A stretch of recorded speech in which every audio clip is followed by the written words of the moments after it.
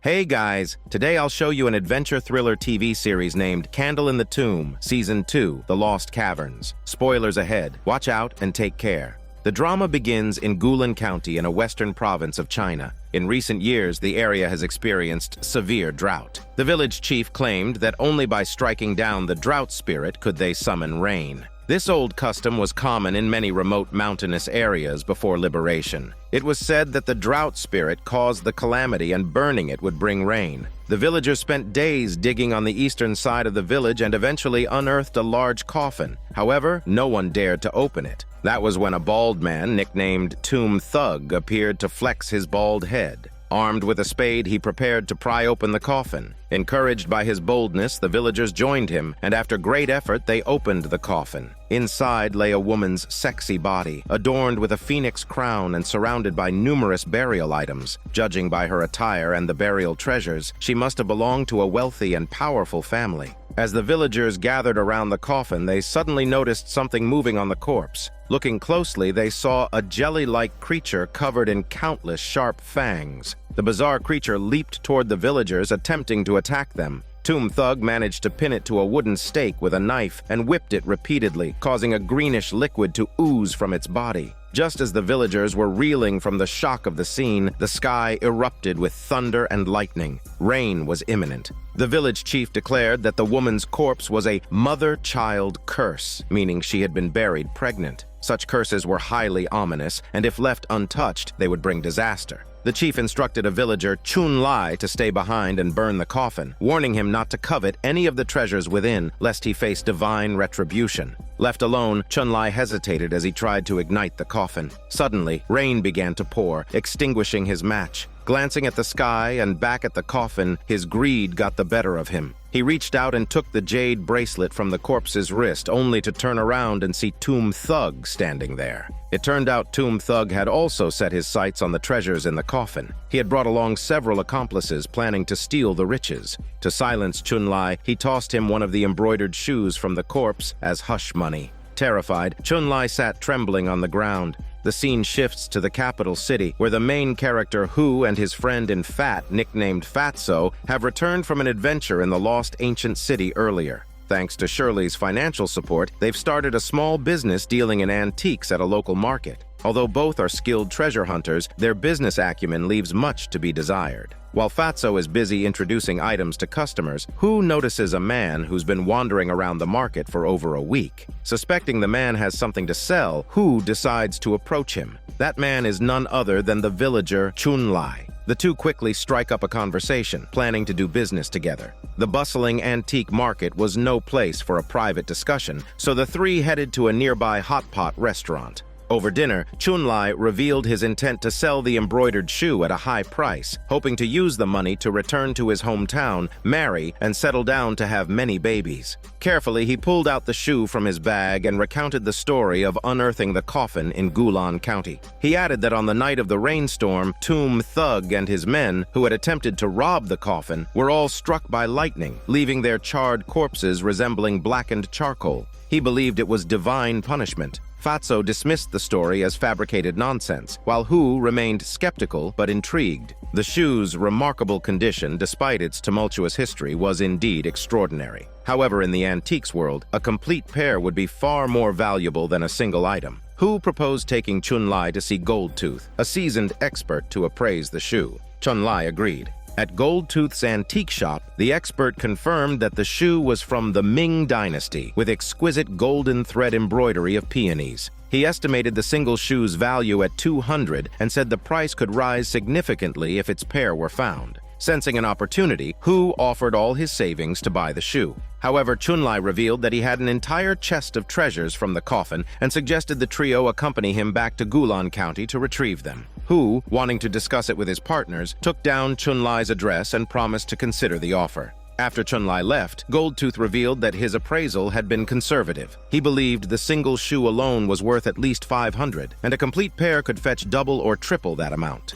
In the antiques trade, sharp eyes, experience, and boldness are crucial. Goldtooth had offered a fair price out of goodwill, knowing Chun-Li's timid nature meant he would struggle to find a better deal elsewhere. This act of kindness also allowed them to learn about the hidden treasure chest of Chun-Li, setting the stage for a potentially lucrative venture. Goldtooth had often heard from his colleagues in the antiques trade that the Western Province was a treasure trove of artifacts. Known for its rich history and culture, the region was famous for the treasures hidden among its people. Goldtooth had always wanted to visit and collect some unique finds to expand his knowledge, but he had hesitated to go alone, fearing the hardships of travel. When the opportunity arose to join Hu and Fatso, he eagerly agreed. While Fatso and Goldtooth enthusiastically planned the trip, Hu quietly slipped away, burdened with his own thoughts. He wandered to a nearby steamed bun shop and spotted a young girl being bullied by a group of mischievous boys. They had damaged her school bag, leaving her in tears.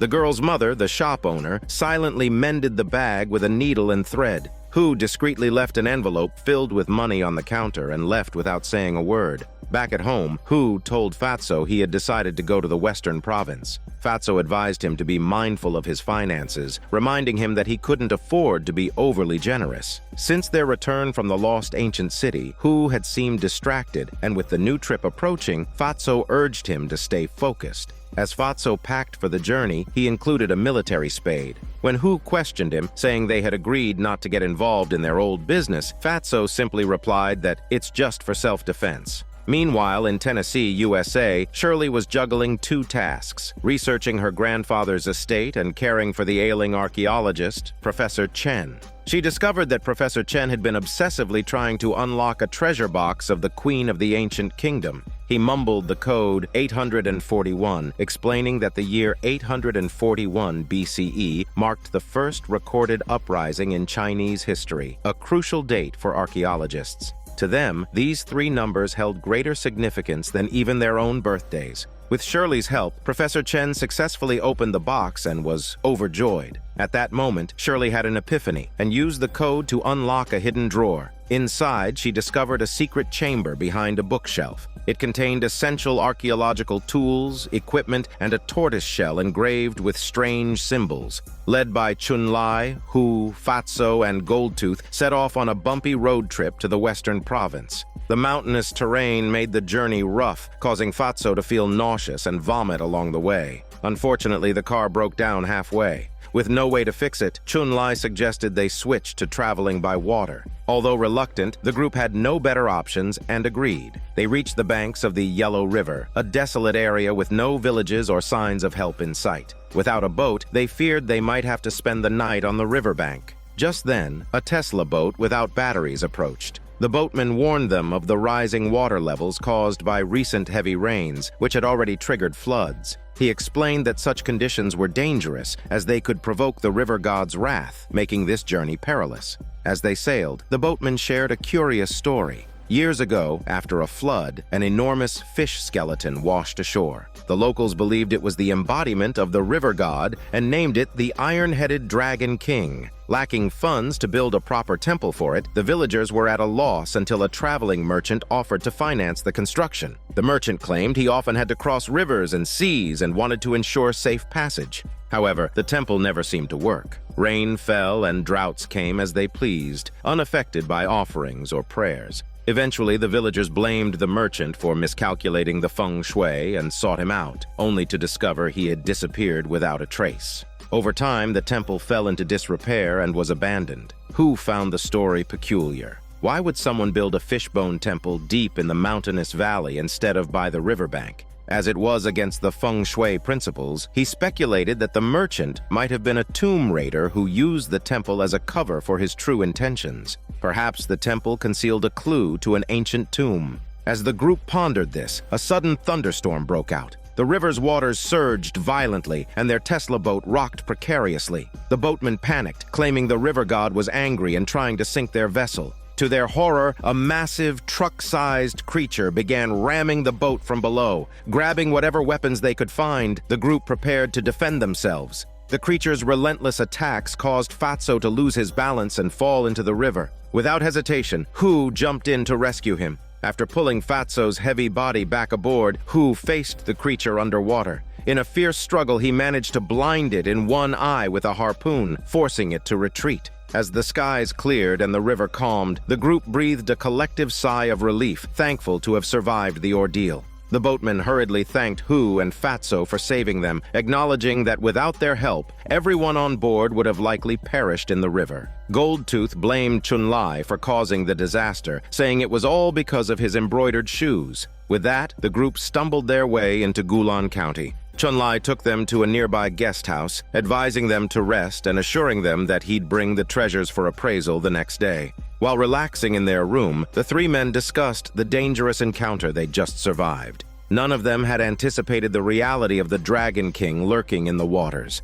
It was no wonder the locals believed in such superstitions. Anyone who witnessed such an enormous fish would surely regard it as a deity. The mention of the Dragon King led the group to recall the story of the fishbone temple told by the boatman. Goldtooth began asking Hu about feng shui. After hearing Hu's explanation of how Chinese emperors historically revered the concept of dragon veins, Goldtooth revealed that the tomb of a prominent feng shui master of the Tang dynasty was rumored to be located in Gulan County. Hearing this, Fatso began entertaining the idea of tomb raiding, but Hu quickly shut it down. Just then, Goldtooth noticed red marks on both Hu's and Fatso's shoulders. Fatso joked that the marks might be from being bitten by the giant fish earlier. Suddenly, a voice interrupted their conversation from the bathroom. Turning around, they saw an old blind man who introduced himself as a fortune teller. The old man, despite his blindness, claimed to understand the ways of the universe. He revealed that he knew the three of them had narrowly escaped death and warned them against tempting fate further. Through poetry, he advised them to exercise restraint with what they sought. He explained that while buried treasures may be tempting, those who had passed on hoped to rest in peace and would not wish to be disturbed. The fortune teller further proclaimed that two of the three men were fated to face great misfortune. Eager to learn more, they followed him to his fortune-telling stall, where he performed a divination for Hu. Using sound and positioning, he determined the location of 6 copper coins to the northeast. Combined with the current time, he deduced that they were in a gate of death, one of the 8 mystical gates in its world. This gate represented arrogance and downfall. Hu recognized the fortune-teller's knowledge, surprised that this old man was well versed in such advanced techniques. Before departing, the fortune-teller gave them a hexagram, symbolizing wind and submission. Hu understood its meaning and thanked him before leaving. Meanwhile, on the other side of the world, Shirley was reading through a notebook left behind by her grandfather. The entries described a curse of red spots that had plagued their lineage for thousands of years. Her ancestors had lived a life of despair, running tirelessly until their deaths, unable to escape the same fate. Now, their once thriving sect was dwindling. Shirley's grandfather wrote about venturing deep into a mysterious place with his 2 disciples. Though they discovered the location of the dust bead in the ancient Blackwater city, his companions tragically perished in a foreign land. As Shirley read further, she noticed a strange mark appearing on Professor Chen's shoulder. Back in Gulan County, the 3 men were still discussing the mysterious fortune teller. They speculated that he must have been a legendary figure in his time, given his profound skills, and remarked that Gulan County seemed to harbor many hidden talents. However, they decided not to linger too long and to leave as soon as their business was done. Fatso and Goldtooth couldn't stop pondering the fortune teller's cryptic poem. A lone Tesla boat stranded on the sands, with a pole but no water to row. When winds rise and rivers overflow, no effort is needed to come and go. Fatso teased that the poem hinted they might fall into the hands of a woman, perhaps Shirley. But Hu ignored his smelly bullshit, intent on resting. The next day, the trio waited in a private dining room at the guest house for Chunlai, who arrived as promised with a box of treasures. They decided to appraise the items while having a meal. From the box, Chunlai unveiled a pristine pair of embroidered shoes and several other rare artifacts. Goldtooth, believing their meeting with Chunlai was destined, proposed driving a hard bargain. He suggested lowering the price for the shoes to just 300, but Chunlai refused and argued back. During the meal, Hu noticed the waiter acting suspiciously. Curious, he followed the waiter out and discovered the fortune teller in the vicinity. The old man handed Hu a charm for protection before vanishing again. Examining the charm closely, Hu noted that the hexagrams on it represented the trapped configuration, symbolizing water flowing beneath a dried-up marsh, a sign of entrapment and peril. It confirmed his gut feeling that something was off between Chunlai and the waiter. They seemed to be in cahoots.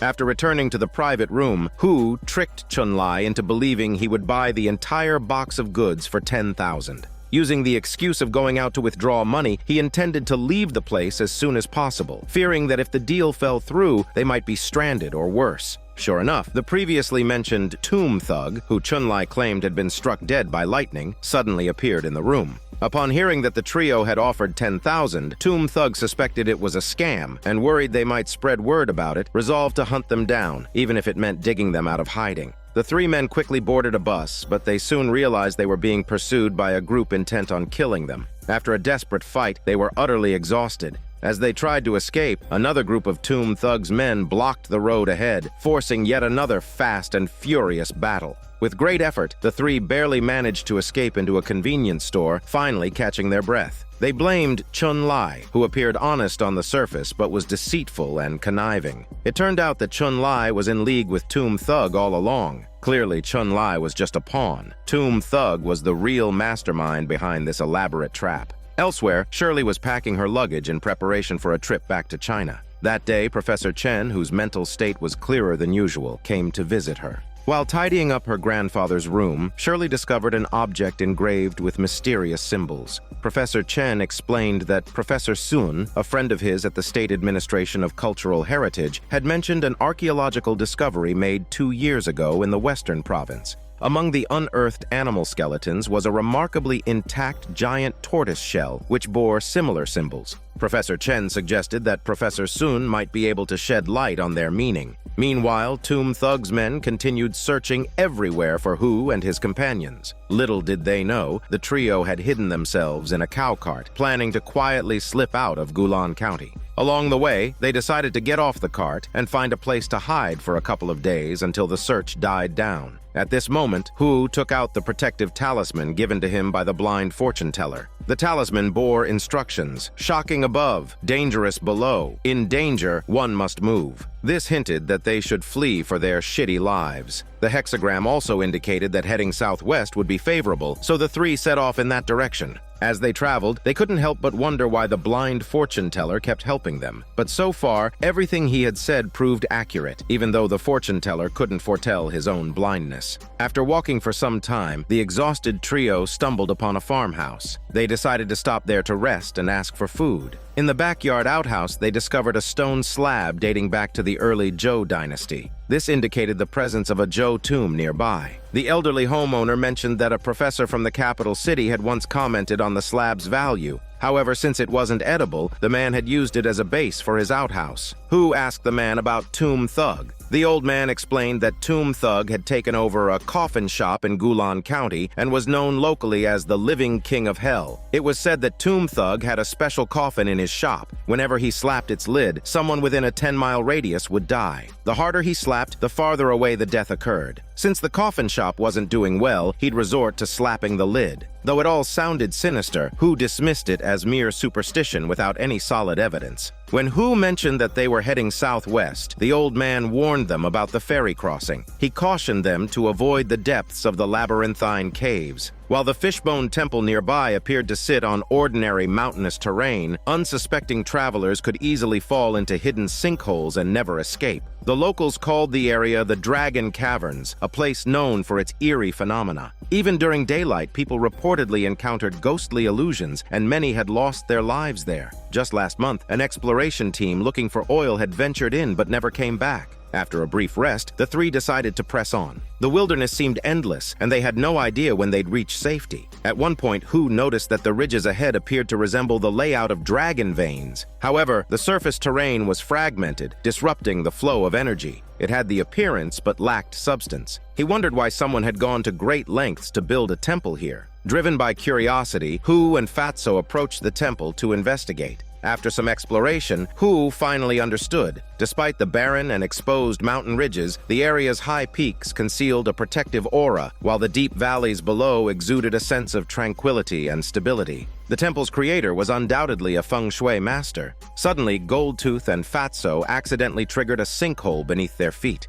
The more they struggled, the faster they sank. Eventually, both fell through. Left with no choice, Hu followed them, landing in the depths of the maze-like caves. The intricate passages were disorienting, and the eerie stone carvings on the walls added to the unease. Meanwhile, Shirley arrived in the capital city in search of Hu and Fatso. After asking around, she learned that they had already left town and likely wouldn't return for at least 10 days or so. She then made her way to the State Administration of Cultural Heritage, hoping to find Professor Sun for answers. However, because she hadn't prepared an introduction letter in advance, the security guard at the gate refused to let her in. He suggested she leave a note, which he would deliver to Professor Sun, and wait for a response. But as the guard explained, Professor Sun was notoriously temperamental, so there was no telling when or if she might be able to meet him. Shirley had brought along a sketch of the red symbol she had seen on Professor Chen's shoulder. When the security guard handed the drawing to Professor Sun, he was shocked. He immediately came downstairs to meet Shirley. Upon learning she was sent by Professor Chen to investigate the mystery of the symbols on the tortoise shell unearthed in Gulan County, Professor Sun grew intrigued. An expert in ancient cryptic symbols, Professor Sun explained that 2 years ago, a remarkably well-preserved tortoise shell was discovered among a batch of unearthed skeletons in Gulan County.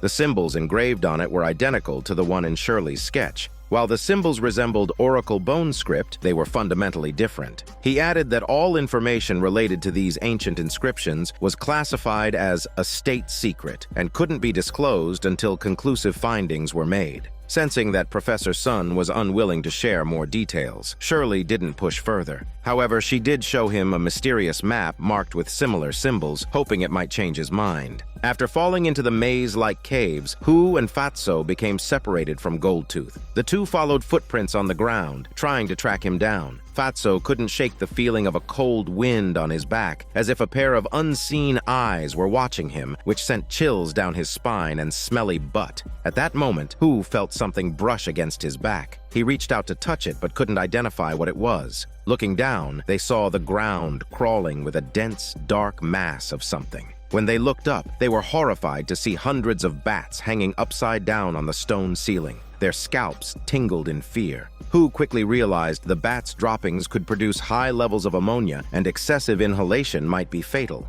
They decided to backtrack and take a different route to avoid the bats while continuing their search for Goldtooth. To their dismay, the path they had come from was now blocked. Looking up at the walls, Hu noticed an unidentified creature wriggling above them. Terrified, the two hurried forward. The narrowness of the bat cave forced them to crawl, and at one point, Fatso accidentally let out a few greasy farts which alarmed the bats. Swarms of bats began chasing after their smelly butts, forcing them to run for their shitty lives. Fatso's large frame caused him to get stuck at the edge of a stone passage, putting him in grave danger. After much struggle, the two managed to escape into a nearby cavern and used their backpacks to block the entrance, temporarily evading the bats. After some time, the bats finally dispersed and the two crawled out of the cavern. Near the cave's entrance, Fatso spotted an ancient ceremonial vessel. Hu explained that such vessels were used in ancient times for sacrificial rituals or to record significant events. Judging by the inscriptions on the vessel, it likely dated back to the early Zhou dynasty and had been used for worship.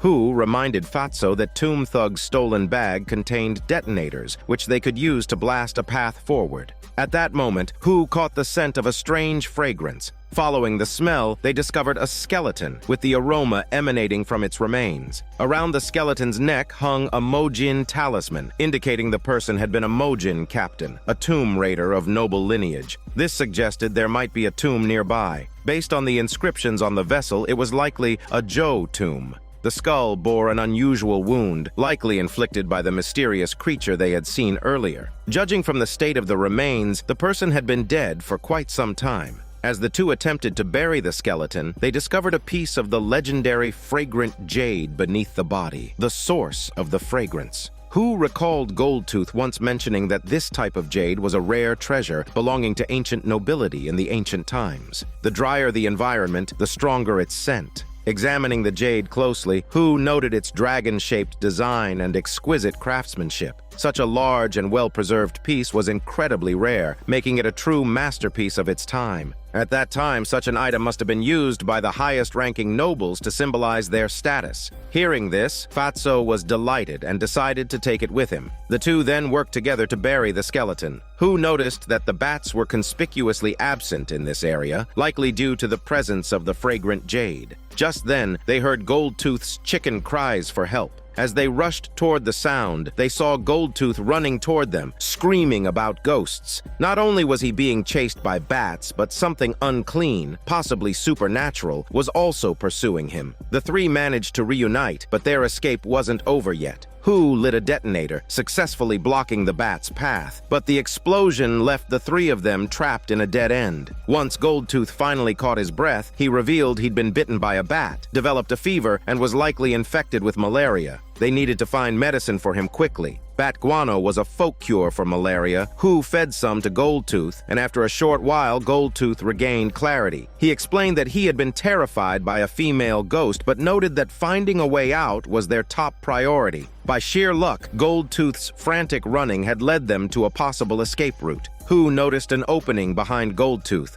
Both sides of the tunnel entrance bore shovel marks, and the tunnel itself was perfectly round, as if drawn with a compass. This must have been a Tomb Raider's passage, dug by the tomb raiding captain they'd seen earlier. Following the passage, the three successfully escaped and emerged at the Fishbone Temple. It turned out the temple was the entrance to the Tomb Raiders' tunnel. They owed their escape to the tomb raiding captain's expertise. At this point, Fatso's red rash had grown itchier. Goldtooth noticed the rash had started to resemble an eyeball, and Hu's rash had taken the same shape. Upon closer inspection, Hu realized the rash didn't just resemble an eye, it also looked like the trigram from the Book of Changes. He recalled that the protective talisman given to them by the fortune teller had featured the trigram. In the 8 trigrams, this trigram not only corresponds to natural phenomena, but also represents the human eye. It dawned on him that the fortune teller was no ordinary person. He had predicted all of this. However, his deep knowledge of the situation suggested there was more to the story. Reflecting on the trigram in the southwest direction indicated by the fortune teller's second divination, Hu speculated that the destination wasn't a ferry crossing after all, but rather the Fishbone Temple. The fortune teller's knowledge of the tomb raiding captain was also unnervingly detailed. The trio decided to return to the old man's house, recover before heading to the inn to confront the fortune teller and uncover the truth. When they arrived at the old man's house, they found he was unable to host them. He explained that Professor Sun, a cultural relics expert from the capital city, was staying with him.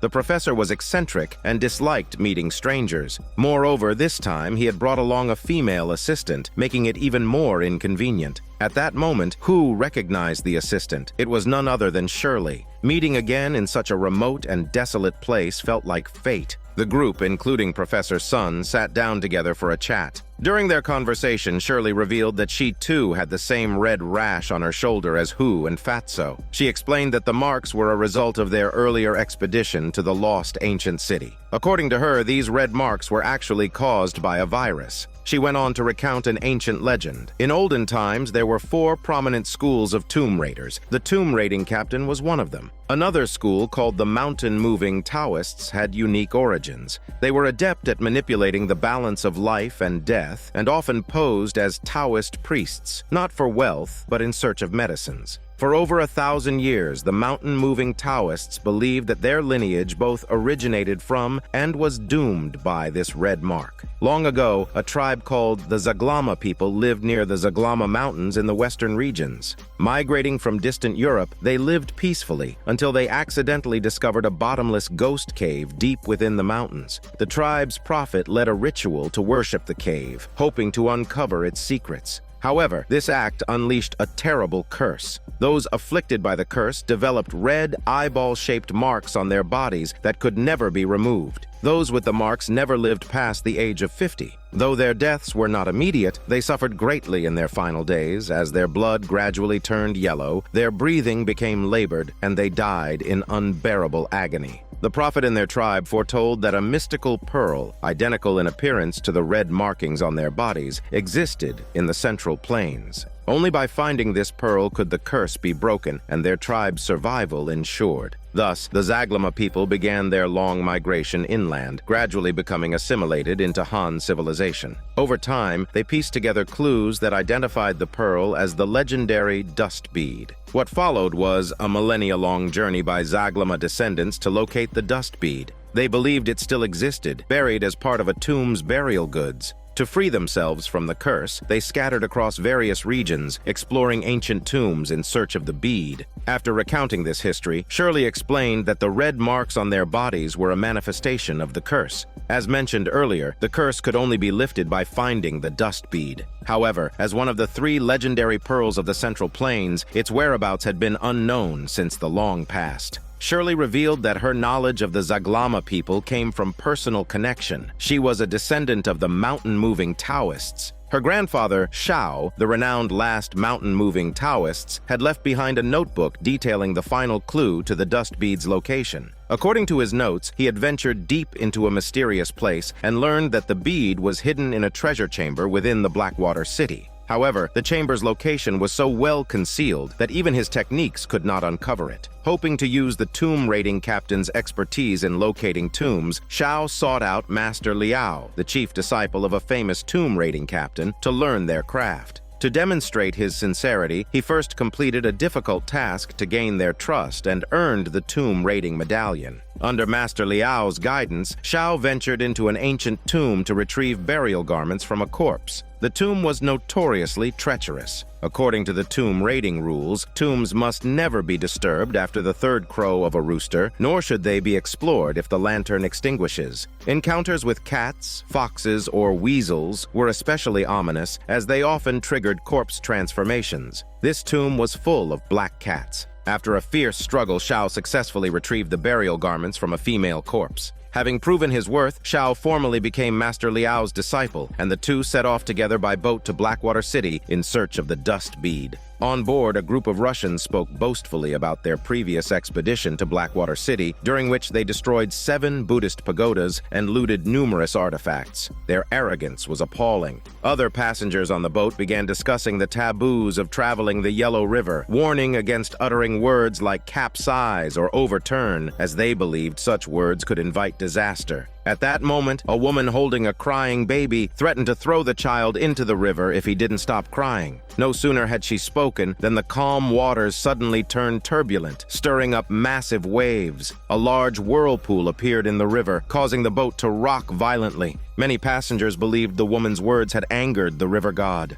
As panic spread, one of the Russians fired a gun, threatening to make the woman throw the annoying baby into the river or face death herself. Another Russian rushed forward, snatched the baby from her arms, and hurled him toward the river. Just as the child's life hung by a thread, Shao intervened in the nick of time, saving the baby and subduing the aggressors. He forced the Russians to jump into the river themselves. Shao then explained to the passengers that the whirlpool wasn't the work of a river god, but simply the result of an underwater reef. He advised everyone to hold steady and safely anchor the boat. With calm restored, the journey continued. After disembarking, Shao and Master Liao pressed on. Deep in the forest, they found themselves followed by Priest Thomas, the kind-hearted American from the boat. Thomas admired Shao's martial arts skills and decided to accompany them. He revealed that the Russians had been forcing him to guide them to Blackwater City. Thomas, a pediatrician, often traveled to the area to treat children. Once, while lost, he had stumbled upon Blackwater City and never forgot its appearance. Offering to lead the group, Thomas joined Shao and Master Liao on their journey, forming an unusual trio of a monk, a Taoist, and a priest. They traveled over mountains and through rugged valleys, enduring 2 days and nights under the stars. Finally, they arrived at the base of a mountain range. Blackwater City was said to lie beyond the mountains, a site of extraordinary feng shui, with its head resting on green mountains and feet stepping on jade belts. Master Liao identified the range ahead as fitting this description, believing Blackwater City lay just beyond. By analyzing the terrain, Master Liao pinpointed the Sleeping Buddha Temple in the southwest direction. As night fell, the temple's entrance appeared before them. The underground area was described as a hidden dragon, though unusually small in scale. It had only one dragon eye capable of gathering energy and wind, earning it the name One-Eyed Dragon. However, the terrain had been damaged over time due to the Blackwater River's change, of course, turning the once auspicious site into a malignancy. If a tomb had been built here, it would spell great trouble, making entry exceedingly risky. Xiao had heard tales that the sleeping Buddha temple above was built over an empty grave, an unclaimed tomb without an owner, meaning it didn't follow conventional burial practices. Having spent half his life searching for the dust bead, and now standing on the brink of discovery, he refused to back down. To retreat now would be to dishonor his ancestors. Master Liao decided to accompany him, prepared to risk his life to see Xiao through this trial. Nearby, Thomas expressed a desire to join them, but for safety reasons he was left outside. Master Liao opened the hidden door to the ancient tomb, and the two entered a maze shaped like the red markings on their bodies. They arrived before a doorway shaped like an eye, where an eternal lamp still burned brightly. Considering that the civilization of that time was over 1,000 years old, the lamp oil was a rare marvel.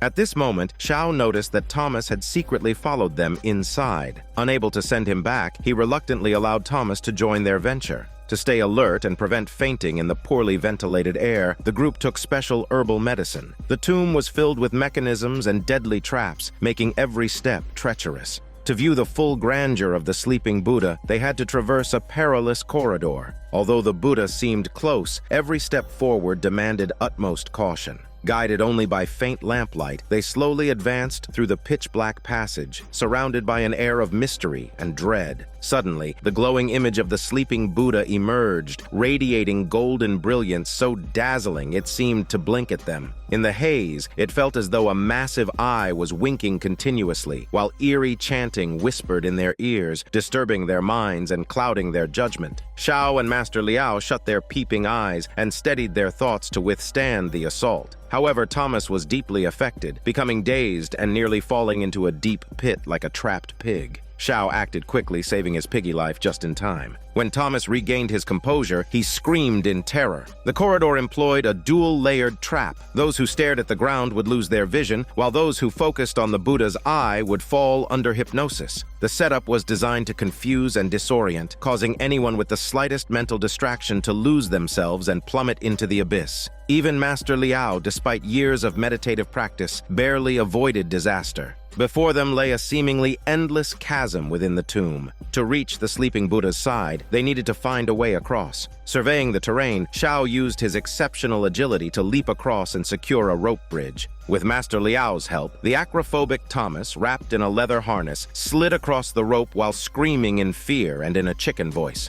The sleeping Buddha before them was unlike any they had seen before. Although still shaken, Thomas couldn't resist bowing in reverence. In doing so, he accidentally triggered a mechanism, opening a switch hidden in the Buddha's mouth. To everyone's surprise, his clumsiness proved useful. This indicated that the chamber below likely housed invaluable treasures, but it also meant that more intricate traps awaited them, demanding heightened caution. Inside the Buddha's mouth, Xiao discovered a vertical shaft. Sliding down the shaft, he was confronted by a cloud of miasma that appeared to morph into an ominous specter charging toward him. However, it dissipated upon contact, revealing it to be oxidized pigments. Reaching the tomb's gateway, he found the entrance deceptively easy to access, but the path beyond was riddled with lethal traps. Venturing ahead cautiously, Xiao triggered a mechanism that unleashed a barrage of massive blades, crossing in deadly arcs. Simultaneously, the ground beneath him collapsed into countless pits. Using his sect's prized artifact, the Vajra umbrella, he skillfully navigated the danger unscathed. Following the trail he left behind, Master Liao and Thomas safely crossed, with Thomas repeatedly exclaiming in awe and admiration for Xiao's abilities. The intricately carved tomb gate featured a depiction of the famous general of the Qin dynasty, a figure said to be so fearsome that even spirits and demons avoided him. Such carvings were often used to guard tomb entrances, suggesting that the burial chamber lay just beyond. The people of that time were known for their ingenuity. Instead of using conventional nails, the door was sealed with jade discs arranged in a grid. Xiao's long-sought treasure lay just beyond this door, yet he knew he couldn't rush. A single misstep could be catastrophic. The jade discs on the door must not be tampered with carelessly. Tomb raiders who forcefully broke through doors often triggered deadly mechanisms. Likewise, those who arrogantly attempted to solve the discs using feng shui or other methods often met fatal consequences. Though the tomb was not large, its mechanisms were extraordinarily sophisticated. Behind the jade door likely lay traps, such as quicksand or poisonous gas. The safest approach was to access the chamber from below. Observing the large scriptures carved on the walls, Shao discerned a hidden passage leading to the burial chamber. Cleverly, he located the concealed path and prepared to proceed. Upon entering, the three discovered an unidentified object resembling a meteorite. They dared not touch it carelessly. Beyond it lay a dazzling array of treasures from the ancient dynasty, so many that it could easily overwhelm the average person and lead them astray. Behind the pile of treasures stood two massive skeletal soldier statues. As expected, Master Liao's prediction was correct. This cavern held the dead. The feng shui of this place had been disrupted, making it a site of great misfortune. Under such conditions, all spiritual tools lose their power. According to the rules passed down by generations of grave robbers, one should never enter a tomb in such circumstances. What's more, the Black Buddha here was highly unusual. Shao noticed that the long-sought dust bead was embedded in the forehead of the Buddha statue. Unable to suppress his desire, he rushed forward to retrieve it. Master Liao quickly stopped him, explaining that the bead was carved from decayed jade, which would dissolve into corrosive liquid upon contact. At that moment, Shao noticed the eternal lamp to the left suddenly lower by half an inch. Adjusting the mechanism unexpectedly opened a doorway, revealing a treasure chest inside. But just as they approached, a swarm of wasp-like shadows appeared. The three hurriedly took shelter inside the burial chamber. In the center of the chamber stood a stone pedestal with a treasure chest engraved with an eye symbol. Shao was certain it must contain the dust bead. Following the rules of his sect, he lit a candle before opening the chest. Years of searching were about to pay off. However, inside the chest was not the bead, but a tortoise shell inscribed with mysterious symbols. Deeply disappointed, Shao coughed up diabetic blood in frustration, but the diabetic blood was not red, it was golden, possibly contaminated by sugar. The golden blood splattered onto the tortoise shell, which repeatedly displayed symbols related to the dust bead.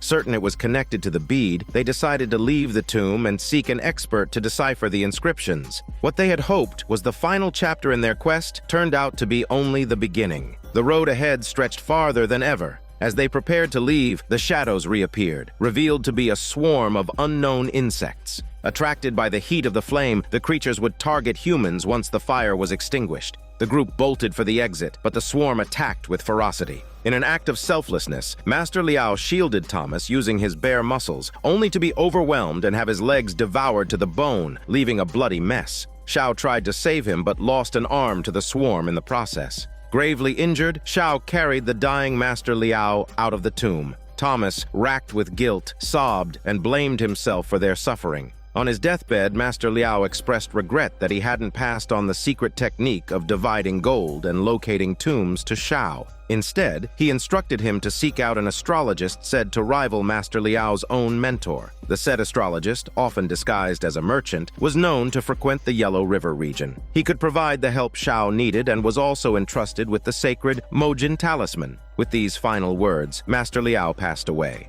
After burying Master Liao, Shao packed his belongings and set out to find the astrologist. He searched tirelessly along the banks of the Yellow River but found no trace of him, nor could he decipher the mysterious symbols on the tortoise shell. Amidst the chaos of the era, Shao grew despondent. Accepting Thomas's invitation, he emigrated abroad, eventually settling in Tennessee, where he opened a trading company and left the tomb raiding world behind forever. Back to the present, after Shirley's recounts of her grandfather, the group regarded Shao as a hero, a man who dedicated his life to the pursuit of the dust bead. However, questions lingered about the origins of the mysterious red marks disease. Shirley believed it might have been inherited, explaining her own infection. But why were Hu and Fatso also afflicted? Shirley speculated that the dust bead might have once appeared in the ghost cave of the lost ancient city. Its virus could have lingered in the air, and since Hu and Fatso were both injured at the time, they were likely infected. This raised the possibility that the dust bead wasn't a treasure at all, but the source of the virus. Without first-hand confirmation, though, it remained inconclusive. Regardless, they knew they had to find the dust bead. Only by locating the virus's origin and studying its properties could they hope to find a cure. Professor Sun helped translate the inscriptions on the tortoiseshell, revealing that it was half of the legendary dragon bone scripture. This mythical artifact was priceless. According to Professor Sun, the original text had 8 pronunciations, 4 of which had been monopolized by the ruling elite as a secret language. The symbols on the tortoiseshell were written in this encrypted script. A lesser-known historical account of the dragon bone scripture involves the legendary Feng Shui master. Under orders from the Emperor of Tang Dynasty, the Feng Shui master spent half his life searching for the dust bead. Eventually, he found the scripture, which contained clues about the bead's whereabouts. After years of dedicated research, the Feng Shui master successfully deciphered the encrypted text and discovered the bead's location. However, his perspective had changed by then. He believed that if the dust bead were to resurface, it could bring disaster to both the emperor and the people. To prevent this, he divided the scripture in 2. One half, which was harmless, he presented to the emperor. The other half was hidden deep within the Tang palace. After the fall of the Tang dynasty, this half of the scripture passed through various hands before ending up with the ruler of the following dynasty. This is likely the half left behind by Shao. The whereabouts of the other half are unknown, but it's said to have been buried with the Feng Shui master in his tomb. The half left by Shao describes the appearance of the dust bead. If the other half can be found, it should reveal its precise location. Shirley felt deeply guilty about the red marks that had afflicted Hu and Fatso. Determined to take responsibility, she resolved to search for the dust bead alone, no matter how long it took. Hu insisted they search together. He believed that the Feng Shui master's hometown was within the borders of Gulan County. If the Feng Shui master was buried in his hometown after death, his tomb must be nearby. As one of the few Feng Shui masters to live a full life and die of natural causes, his tomb would undoubtedly have been constructed in a carefully chosen location. Hu speculated that the hidden terrain formation in the area was particularly unusual. Though it appeared ordinary on the surface, it concealed a top-tier Feng Shui site. The formation was said to hide a spring, deeply buried and invisible from the outside, an ideal resting place for someone like the Feng Shui master. Late at night, Fatso and Hu sat talking by the fire. They agreed that the journey to find the dust bead would be fraught with danger. Encouraging each other, they made a pact to face it together. The moonlight reflected in their eyes, filled with sincerity and determination. The next morning, Fatso woke to discover that Hu had quietly left during the night, taking his tools with him. It seemed Hu intended to search for the tomb alone, fearing he might endanger the others. Worried, the three split up to look for him. Fatso and Goldtooth searched the countryside while Shirley headed into town. It turned out that Hu had gone to see the fortune teller. He handed the fortune teller the fragrant jade they had retrieved from the tomb and questioned him about the purpose of the talisman that had guided them to the Fishbone Temple. The fortune teller admitted he had used the talisman to lead them to retrieve the fragrant jade for him. Just then, Shirley arrived. Sensing that Shirley was no ordinary person, the fortune teller asked about her identity. When she revealed that Shao was her grandfather, the fortune teller was stunned to know that. To confirm, he read her fortune by touch, and then showed Hu and Shirley the sacred blade used by the leader of another tomb-raiding sect. It turned out the fortune teller was none other than someone known to Shao. Shao's diary contained numerous accounts of the fortune teller, highlighting their strong connection, though the two never met again. The fortune teller never imagined he would one day encounter the descendant of an old acquaintance. He recalled his expedition to another province, which had cost countless brothers their lives and left him blind. Ashamed of his failure to lead his tomb-raiding sect, he chose to settle here, living out his remaining days under an assumed name. Now, Shirley and Hu sought the legendary Feng Shui master's tomb in hopes of uncovering clues about the dust bead. The fortune teller revealed that the hidden spring formation was located nearby. Years ago, he had met a grave robber who was actually the astrologist mentioned earlier. The astrologist claimed there was a grand tomb in the area. To conceal its presence, they built the Fishbone Temple above it. Unfortunately, the astrologist entered the tomb and never returned. He had claimed the hidden spring was within, which meant the skeleton found beneath the Fishbone Temple was likely the astrologist himself. Shao had spent years searching for the astrologist to no avail, only for him to end up as the fortune teller's partner, a twist of fate. However, Hu believed the tomb beneath the Fishbone Temple was from the Zhou dynasty and doubted it contained the hidden spring. Still, he cautioned against jumping to conclusions. They decided to explore the tomb further to clarify the situation before making their next move. On the other side, Fatso and Goldtooth met a farmer who claimed to have seen Hu before. The friendly farmer eagerly offered to guide them. He led them to a house, but as the door was pushed open, the two were stunned. This was actually the residence of Tomb Thug, and they had unknowingly walked into a trap. The farmer, who had guided them so warmly, was in fact one of Tomb Thug's spies. With his large group and overwhelming power, Tomb Thug quickly captured the two, and they were strapped with bombs. In a desperate bid for survival, Goldtooth told Tomb Thug that Fatso had a priceless artifact from the ancient period, a Mojin talisman passed down through his family, and that Fatso himself was a tomb raiding captain, an expert in tomb raiding, able to find treasures buried in tombs. The art of the tomb raiding captain was a family legacy, where if the two worked together they could find treasures, but if they separated, they would die. They needed to work in pairs. There was a large tomb beneath the Fishbone Temple that would require at least 2 tomb raiding captains to explore. Goldtooth promised that if Tomb Thug released them, he could convince Hu to help him find the treasure. Tomb Thug, moved by this, agreed. To lure Hu into the trap, Tomb Thug locked Fatso in an underground water cage surrounded by piranhas. The cage was dark, damp, and nearly impossible to escape. On top of it was an ancient flagpole lock that required 3 different codes to open. Only Shirley, a descendant of her tomb raiding sect, was skilled enough to unlock it. With Hu and Goldtooth's help, they barely managed to rescue Fatso in time, just as he was about to be sacrificed to the fish. After narrowly escaping the underwater trap, Hu and the others prepared to climb out of the dungeon, only to be confronted by Tomb Thug and his men, who had been lying in wait with guns drawn. This was when they truly saw the skills of the tomb raiding captain in action. Tomb Thug decided to force them to join the expedition to the large tomb beneath the Fishbone Temple. Fatso and Goldtooth selected a few weapons for self-defense, while Hu chose a goose to check for toxic gases in the sealed tombs. And so, the treasure-hunting team set off. On the way to the Fishbone Temple, Fatso, still shaken from their earlier ordeal, told Hu that no matter what happened, they should never leave anyone behind. That was what it meant to be true brothers. Shirley handed Hu the Mojin talisman that had once belonged to her grandfather. The talisman, once worn, could not be easily removed, symbolizing a lifelong commitment and trust. From that moment, the three were not only partners and friends, but comrades in life and death. Because Shirley had risked her life to save Fatso from the piranhas, Fatso's attitude toward her shifted dramatically. He would never again blame her for the Red Mark curse.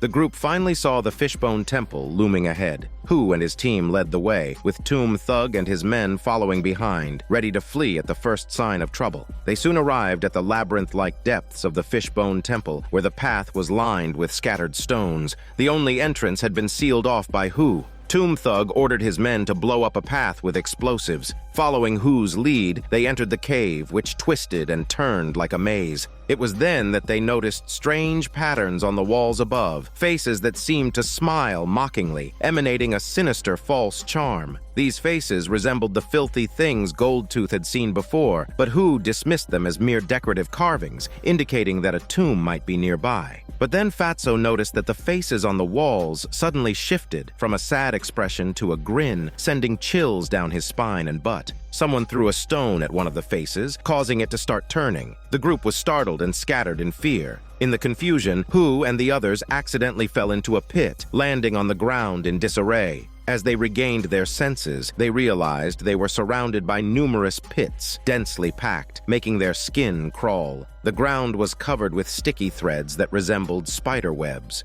Goldtooth accidentally stepped on an unknown object that oozed a sticky fluid, almost like eggs. Just then, giant spiders began to crawl out of the shadows. They were huge, with 8 legs covered in fur and sharp spikes on their feet. Their backs bore patterns resembling human faces, and their eerie appearance was enough to make anyone freeze in fear. They had entered the spider's lair, and the eggs were spread across the ground. Knowing that spiders feared fire, they quickly lit torches in an attempt to drive them away. Shirley recalled seeing these spiders in a geography magazine. These creatures fed only on fruit flies and posed no threat to humans. However, as she spoke, a body wrapped in spider silk fell before them. These spiders seemed to have adapted to the dark caves and lacked enough food, making them more dangerous than what the magazine had described. The group fought desperately against the spiders, and just as Hu found an exit, the spiders pursued them, spitting sticky webs that ensnared them like mummies. Both Fatso and Goldtooth were caught. Hu managed to rescue them and discovered the remains of the old exploration team, along with a diary that hinted at what had happened.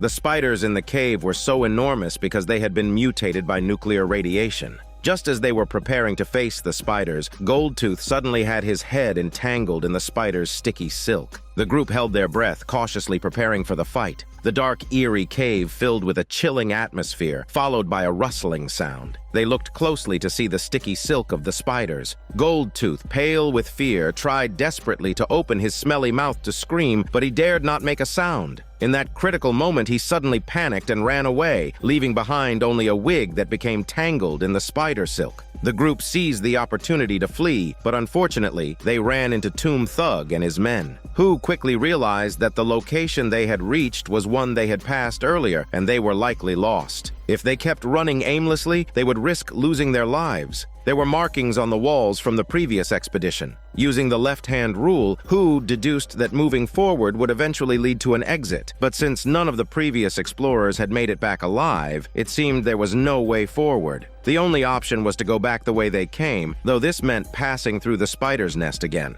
Hu took the lead and scouted ahead. He found that above the spider cave was a tomb passage door, which could be the exit. However, it was at a height, and they would need to climb up to reach it. To help the group escape, he used his flashlight to draw the spider's attention, leading a large swarm to chase after him, buying precious time for everyone else to escape. Once they entered the tomb passage, the spiders stopped following them. Hu guessed that these spiders were likely bred to guard tombs, and what lay ahead could be an even more dangerous trap. Suddenly, a scream echoed from ahead, mixed with Goldtooth's frantic voice. The group hurried forward and found Goldtooth sitting alone at the entrance of the tomb passage. It turned out that in the dark, maze-like tomb, Goldtooth had been so terrified that he had cried out loud like a giant baby. Just as Fatso was relieved to have escaped Tomb Thug's clutches, Tomb Thug and his men reappeared, forcing Hu at gunpoint to lead them to the treasure, prohibiting any retreat. Before they could speak further, a miserable cry came from the other side of the tomb passage. It's none other than the guide villager Chun Lai, covered in blood. He explained that after getting separated from the team, he had tried to find the exit, only to discover that the path they had come from had inexplicably turned into a wall. The group, following Chun Lai's lead, reached the blocked exit. It was indeed strange. The exit had disappeared. Goldtooth speculated that they had encountered a ghost wall, causing the group to become uneasy at the mention of ghosts. But were there really ghosts in this world? Everything was just a trick of the mind. The path ahead was blocked, and they had no choice but to find a new route. Suddenly, they came across numerous stone carvings of human faces.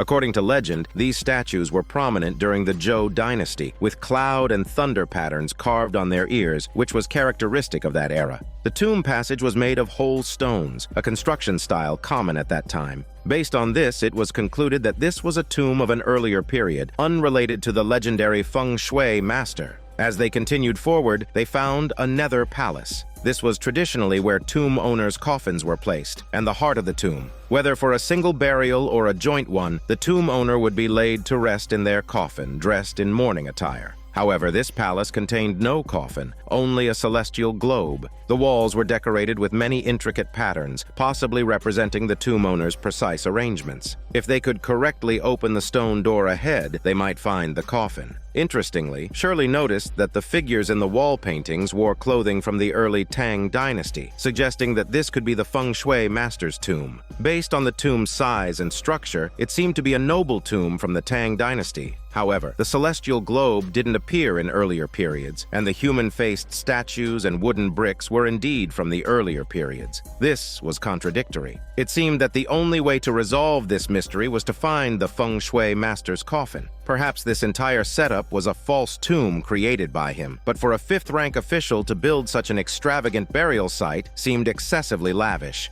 The group carefully examined the wall murals and Shirley discovered a depiction of the Dragon Bone scripture. Goldtooth excitedly announced that one of the murals depicted an original version of painting from the Tang dynasty, an ancient divination diagram that could predict the future, and it was worth a fortune. At that moment, Fatso, unable to resist his curiosity, walked up to a mural and noticed a statue holding an object that resembled a pen. Driven by curiosity, he picked it up. Instantly, the tomb door mechanism was triggered, and the group moved through the newly opened passage, entering deeper into the tomb to find the coffin inside. According to the rules of tomb robbing, a candle had to be lit, and as long as it remained burning, the coffin could be opened. They lit a candle in the corner, and its faint light flickered before unexpectedly going out. It seemed the tomb's owner wasn't welcoming them, and their best option was to leave immediately. However, Tomb Thug disagreed. He ordered his men to open the coffin right away. They used all their strength to pry it open, and in an instant, a liquid resembling mercury poured out of the coffin, bubbling and gurgling.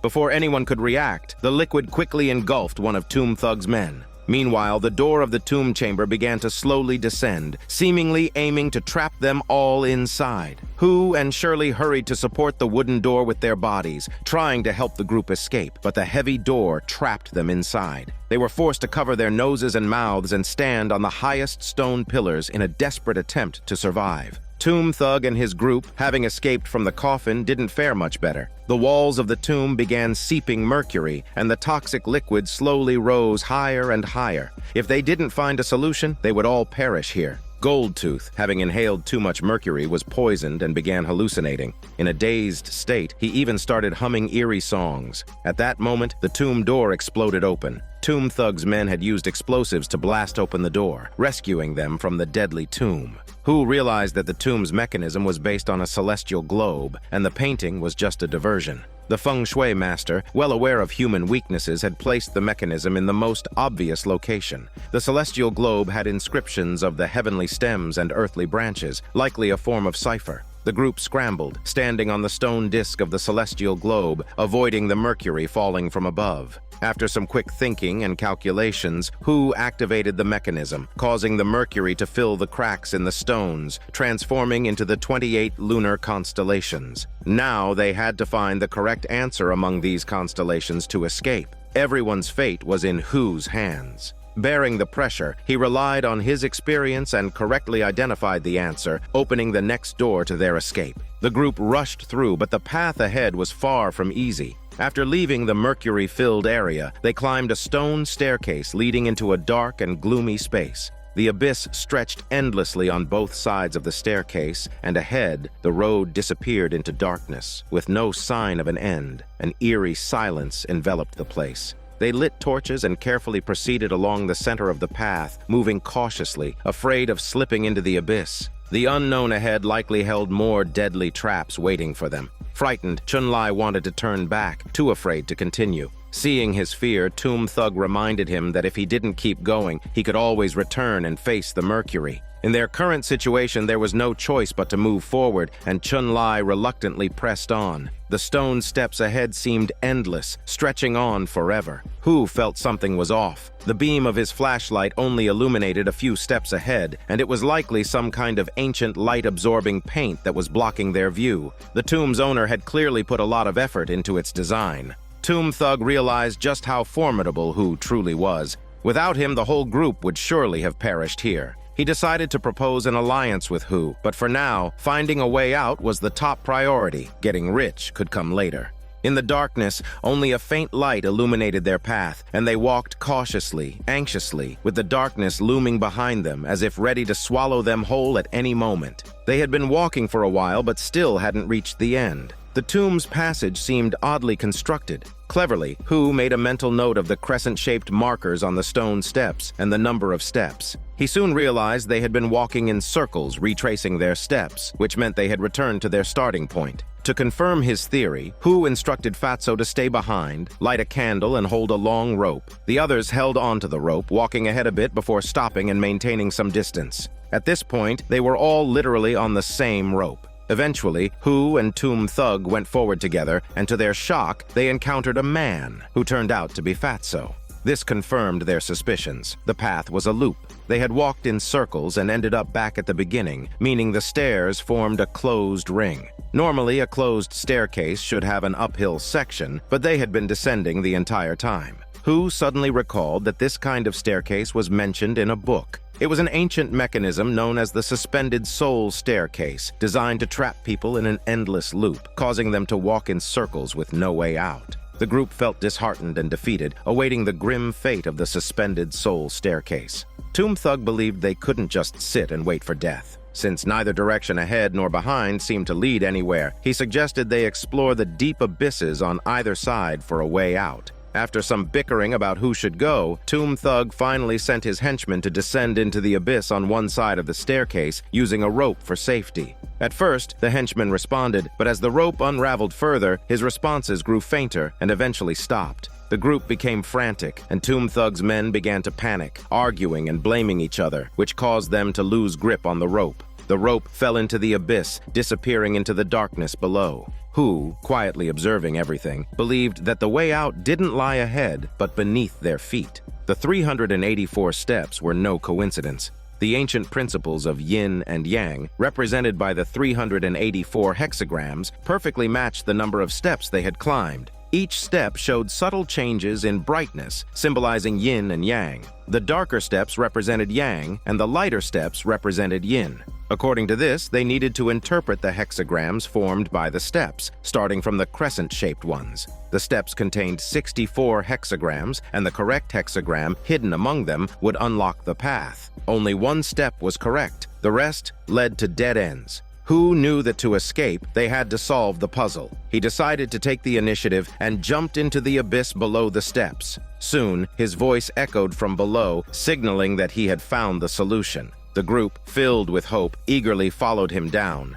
Finally, they escaped the staircase trap and arrived at another stone passageway, entering a maze-like cave that seemed eerily similar to the previous one. Shirley noticed a symbol on the ground resembling the suspended soul staircase, and the murals on the walls resembled a celestial globe. The whole tomb was full of mysteries. It was strange that in a Tang Dynasty tomb, there were elements from its earlier period, and even the entrance had inexplicably disappeared. Hu speculated that before the legendary Feng Shui master, an earlier tomb had existed here. The Feng Shui master had simply added his own tomb to this existing structure, which explained the mix of elements from both two different periods. The murals on the walls depicted the layout of the upper tomb chambers. The entire tomb rotated at intervals, which explained why the entrance had disappeared. The tomb's hidden spring was likely powered by underground rivers, allowing all of this to function. Hu's reasoning made sense, and Tomb Thug's men were impressed by his deductions.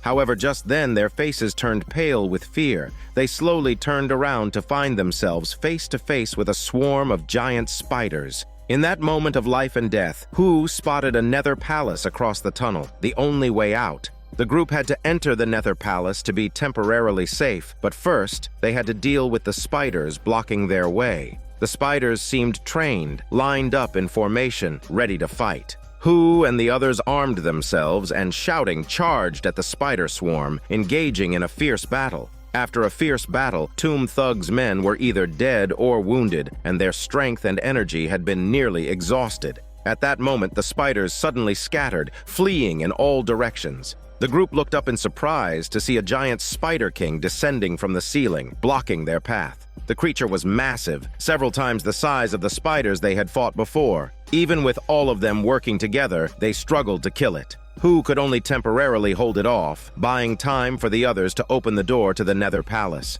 However, the door was incredibly heavy, and it was impossible for just a few of them to open it. As the group faced imminent death at the hands of the Spider King, Hu leapt onto its back and attacked its head with his weapon. He tied a rope around the spider's leg and used its strength to pull open the stone door. Meanwhile, one of Tomb Thug's men placed a large amount of explosives on the spider's back and detonated them, blowing the creature into pieces. Just as the group began to cheer, the Spider King, with its last breath, drove one of its sharp legs into the man's hairy chest. In his final act, Fatso fired the last bullet to ignite the explosives, sending the Spider King to meet its maker. However, the giant spiders, now enraged, followed closely behind. The group rushed into the Nether Palace, and once inside, the spiders did not follow. The group let out a collective sigh of relief, exhausted both physically and mentally, and collapsed to rest, trying to ease the immense pressure they had been under. The continuous deaths and injuries of Tomb Thug's men had pushed him to the brink of collapse. He vowed that if they managed to escape, he would raze this place to the ground and avenge his brothers, but whether they would make it out alive was still uncertain. After a brief rest, Goldtooth began to observe their surroundings. He noticed a spring in the Nether Palace bubbling with water. Hu explained that this was a coffin surge, the essence of the hidden spring. This spring would never dry up and was a symbol of immense energy in feng shui. At that moment, Tomb Thug's men, unable to resist their thirst, drank from the spring. Suddenly, the bubbling stopped and the door behind them creaked open. Everyone was startled. They helped each other up, carefully watching the door as it opened. To their surprise, it revealed a coffin. They staggered through the door and found themselves in an entirely new space. In the dim light, they could make out towering stone pillars and a relatively spacious area. Hu tossed a torch into a hanging brazier, instantly lighting up the room, allowing them to see more clearly. Shirley was puzzled, wondering why there was a Tang Dynasty coffin in an earlier tomb. Based on Hu's earlier hypothesis, the feng shui master had modified the earlier tomb, so it should have two coffins from two different periods. But now, there was only one. Hu agreed and suggested that they might have been searching in the wrong place. This tomb might not even belong to the legendary feng shui master. With so many unanswered questions, Hu decided to proceed cautiously. He would investigate the coffin to uncover its secrets and warned everyone not to touch anything. At that moment, Shirley noticed symbols resembling the dragon bone scripture on the coffin. Hu also saw a depression on the coffin, and when he attached the brush from the mural that Fatso had hidden, it turned, revealing a plaque inscribed with a seal script. The inscription told the story of a man who had been imprisoned and had created the 64 hexagrams. He was buried in a place. The feng shui master had studied and modified the man's tomb, but only half of the story was revealed. The other half must lie beneath. Just as the group was about to examine further, Fatso quickly pulled the plaque out. To their shock, the stone door slammed shut and a chessboard slowly rose in front of them. Beside the incomplete Go game on the board was a single piece, indicating that they only had one move to make. It seemed the tomb's owner didn't want to kill them immediately, but rather wanted to test them. But none of them knew how to play Go. Goldtooth, recalling some skills he had learned as a child, examined the board and found it quite strange. While this particular position might have been brilliant in its time, centuries of study had already solved this puzzle.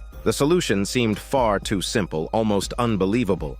Shirley remembered the story of an emperor who once played a Go game that ended in a threefold repetition draw. Perhaps this game had the same idea, with the tomb's owner hoping for a draw. Goldtooth thought for a long time but still couldn't make a move. Hu, therefore, decided to place the piece in the draw position himself. The success or failure of this mission hinged on this moment. Everyone held their breath as suddenly the stone walls around them began to descend. Inside the compartments of the walls were priceless ancient relics and golden artifacts. Hu shouted at them not to touch anything. He feared that triggering something could activate deadly traps. The group carefully examined the items in the compartments but found no trace of the dragon bone scripture. Hu realized that the structure of this tomb resembled the principles of an ancient Chinese divination system. The 8 surrounding walls corresponded perfectly to the 8 gates. To find the scripture, they needed to unlock the secrets of these 8 gates, which were both gates of life and death. According to the meaning of the 9 palaces and 8 gates, they now needed to locate the corresponding bright objects to solve the puzzle. By placing these 8 gates within the 9 palaces, Hu noticed that the heads of the coffins in the tomb were all aligned with specific gates. By matching the position of the heads with the corresponding gate of departure and the feet with the gate of danger, they could deduce the right sequence. Using the images of the bodhisattva in the compartments of the walls, Hu deduced the positions of the life and death gates. He turned the copper statue and activated a hidden timer inside the tomb. They now had a limited amount of time to unlock the remaining 7 gates and find the corresponding bright objects. If they failed, they would fall into the abyss. The group raced against time, searching for the correct objects. As they moved through the shifting ground, Tomb Thug misjudged which object corresponded to the mountain gate, causing one of his brothers to fall into the abyss. Hu and Tomb Thug narrowly avoided falling to their deaths on a cliff. Thankfully, with Shirley's help, they used climbing techniques to escape danger. After a tremendous effort, the group successfully matched all the 9 gates with the 8 palaces. The ground of the tomb slowly began to sink, and for a moment they all breathed a sigh of relief. Just then, the chessboard activated a hidden mechanism. A beautifully crafted metal box slowly rose from it and opened, revealing the dragon bone scripture they had been seeking. Fatso, feeling they were so close to success, suggested they open the coffin and see what treasures lay inside. But Hu refused. He explained that the ancestor in the coffin was surely a great person. Not only had they not claimed the scripture as their own, but they had also left all the mechanisms behind to guide them. They could not disturb the ancestors' rest, and they needed to show respect. Meanwhile, Chun Lai, who had been hiding behind the coffin, saw the scripture as an invaluable treasure and believed he could make a fortune from it. Seizing the opportunity, he grabbed the box and ran, but the others immediately pursued him. Unexpectedly, Chun Lai ran straight into the spider nest, where he was killed by the spiders. Strangely enough, the spiders only attacked Chun Lai and ignored the rest. Hu speculated that the scripture must have been the cause. It emitted a strange scent, likely coated with a secret substance. Since spiders are nearsighted and have no ears, the scent must have triggered their nerves, warning them of danger. Chun Lai's death was probably caused by the box's special treatment, which shielded the scent. Had he only taken the scripture and left the box, the spiders would not have attacked him. Human greed never ends. Everything happened as fate intended. Goldtooth felt that the tomb's design had been meticulously planned, selecting individuals who met certain criteria to carry the scripture out of the tomb. The dust bead, if it brought disaster for thousands of years, must have been hidden for a reason. The master of the tomb certainly didn't want its location to remain a secret forever. They now needed to think about how to escape the labyrinth. Even if the spiders no longer attacked, bats were still waiting for them, and even if they avoided the bats, they hadn't yet found the exit. Suddenly, a strange sound was heard. The group looked closely and found it was a goose. Geese are particularly sensitive to moving air, and by following it, they might find the exit. Clinging to this last hope, they followed the goose closely, and sure enough, it led them out of the labyrinth. But before they could catch their breath, Tomb Thug was arrested by the police waiting outside the entrance. Thankfully, it was the fortune teller who had reported the incident and led the police to make the arrest. The fortune teller explained the situation to the authorities, and the group, finally breathing fresh air, felt an overwhelming sense of relief. Though they had escaped the maze, they still didn't understand who or what had been hidden in the coffin. But their mission to find the dragon bone scripture had been accomplished, and the identity of the tomb's owner no longer mattered. They had been given guidance from someone who lived over 1,000 years ago, and that in itself made the journey worthwhile. The group bowed deeply to the tomb in gratitude and thanked the fortune teller for his help. The group dragged their exhausted bodies back to their lodging and sought out Professor Sun, hoping to gain insight into the mysterious symbols on the scripture's turtle shell. Professor Sun noticed characters on the shell that represented an ancient kingdom and the word for its king. He speculated that the dust bead might be connected to the king of that ancient kingdom, though the king's tomb had always been considered a legend.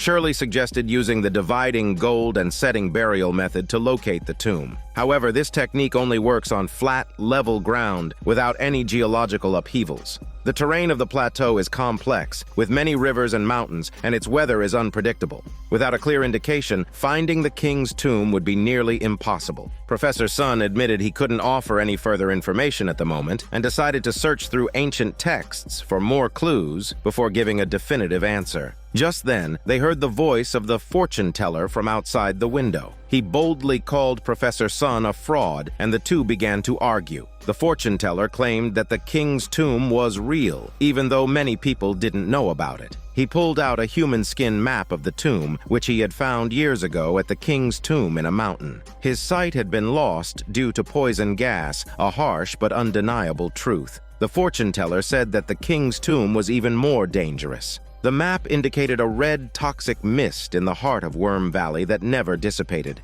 Anyone who inhaled it would die, and no one could get through. If Hu and the others were to go, they would have to be extremely cautious. He gave the map to Shirley, asking her to take him to Shao's tomb after they dealt with the red marks, fulfilling his final wish. The group felt fortunate to have the fortune teller's help on this journey and bid him farewell. After returning to the capital city, Shirley gave Hu a reward, knowing he had been secretly helping the widows of his former comrades. It wasn't easy. The three of them wasted no time in preparing for their journey to another frontier province. From then on, the three of them were in it together, forming a tight-knit team. They were the Tomb Raiders 3, bound by life and death, and they would now embark on their adventure into the caverns and the mysterious Worm Valley in the frontier province.